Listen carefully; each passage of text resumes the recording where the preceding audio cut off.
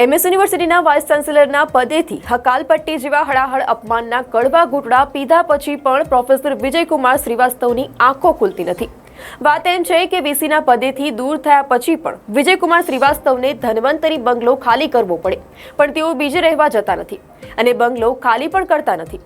એમના આવા જિદ્દી વલણથી સાંસદ ડોક્ટર હેમાંગ જોશી નારાજ થયા। તેમને વિજયકુમાર શ્રીવાસ્તવને સણસણતો પત્ર લખ્યો। તેમને ઈમેલ કરેલા પત્રમાં લખ્યું કે એમએસ યુનિવર્સિટીના વાઇસ ચાન્સેલર પદ માટે તમે યોગ્ય ઉમેદવાર ન હતા તેવું તમે પોતે પણ જાણતા હતા। તેમ છતાં પણ સરકારને અંધારામાં રાખીને તમે અરજી કરી હતી અને વાઇસ ચાન્સેલર બની પણ ગયા હતા। તમારે સમજી લેવું પડશે કે એમએસ યુનિવર્સિટીના માત્ર એક શૈક્ષણિક સંસ્થા જ નહીં પણ વડોદરાવાસીઓનું હૃદય છે। શહેરના લાખો લોકોની લાગણી તેની સાથે જોડાયેલી છે। હવે તમે વાઇસ ચાન્સેલર પદે નથી એટલે તમારે ધન્વંતરી બંગલો ખાલી કરી દેવો જોઈએ। જો તમારી ઈચ્છા હોય તો હું તમારી માટે બીજી કોઈ વૈકલ્પિક વ્યવસ્થા ઊભી કરી શકું તેમ છું, પણ તમારે તાત્કાલિક અસરથી ધન્વંતરી બંગલો ખાલી કરી દેવો જોઈએ। વડોદરાના સાંસદ તરીકે ડોક્ટર હેમાંગ જોશીએ વિજયકુમાર શ્રીવાસ્તવને ઠપકો આપ્યો।